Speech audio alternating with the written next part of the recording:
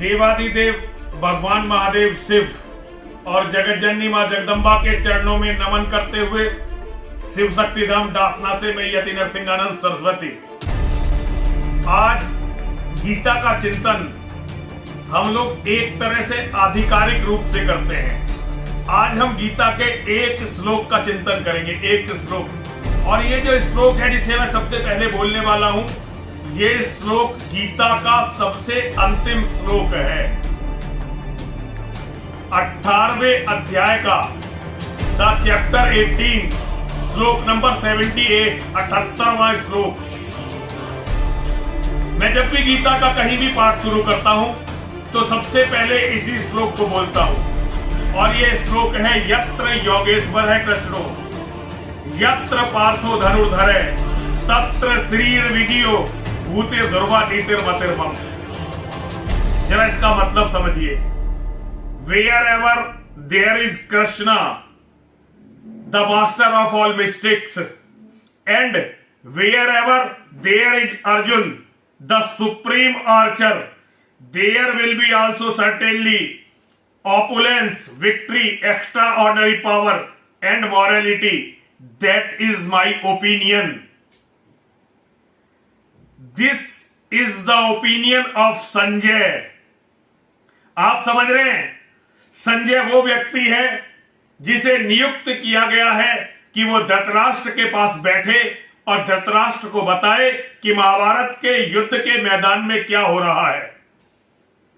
सारी गीता की चर्चा के बाद संजय धृतराष्ट्र से कहता है कि जहां योगेश्वर श्री कृष्ण हैं और जहां गांडीवधारी अर्जुन हैं, वहीं पर श्री रहती है, वहीं विजय रहती है, वहीं विभूति रहती है और वहीं अचल नीति रहती है। ये मेरा मत है। Wherever there is Krishna the Yogeshwar the master of all mystics and wherever there is Arjun, you know, Arjun is the Mahavir of his time, अपने समय का सबसे बड़ा योद्धा।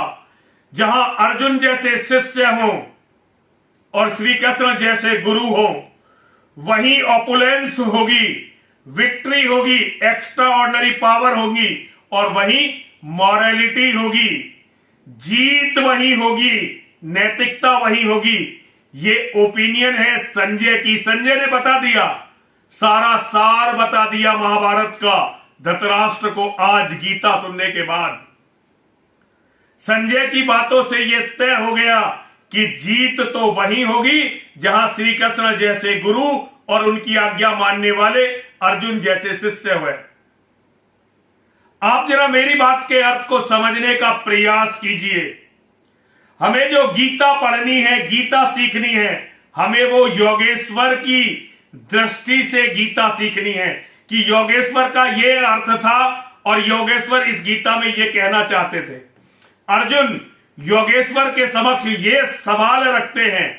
संजय ने जो कहा वो योगेश्वर की शक्तियों का एनालिसिस करते हुए कहा।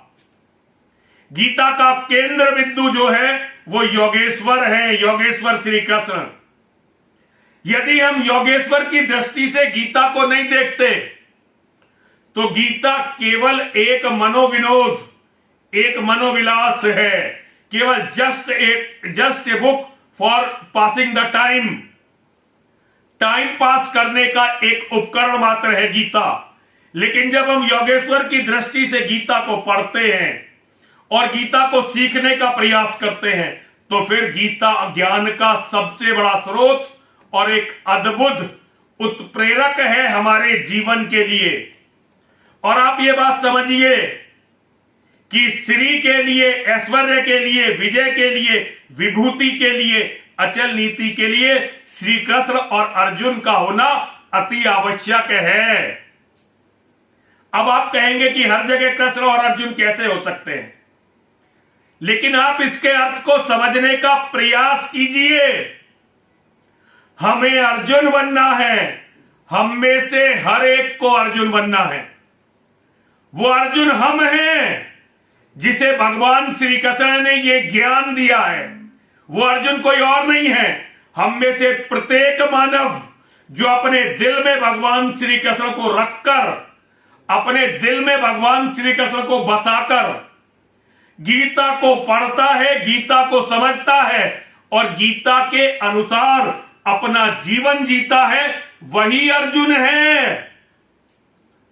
ये ज्ञान जो महाभारत के युद्ध में भगवान श्री कृष्ण ने अर्जुन के माध्यम से मानवता को दिया है, ये अर्जुन को बताने की जरूरत नहीं थी। यही भगवान की असली लीला है। भगवान ने अपनी लीला में अर्जुन को माध्यम बनाया है और ये ज्ञान आपके और मेरे लिए दिया है। भगवान को समझने के लिए गीता पढ़नी होगी और गीता को ठीक प्रकार से अपने जीवन में उतारने के लिए योगेश्वर के जीवन से जुड़ी हुई एक एक घटना का एनालिसिस करना पड़ेगा, विश्लेषण करना पड़ेगा। योगेश्वर के जीवन को देखे बिना गीता पढ़ने का कोई भी अर्थ नहीं है।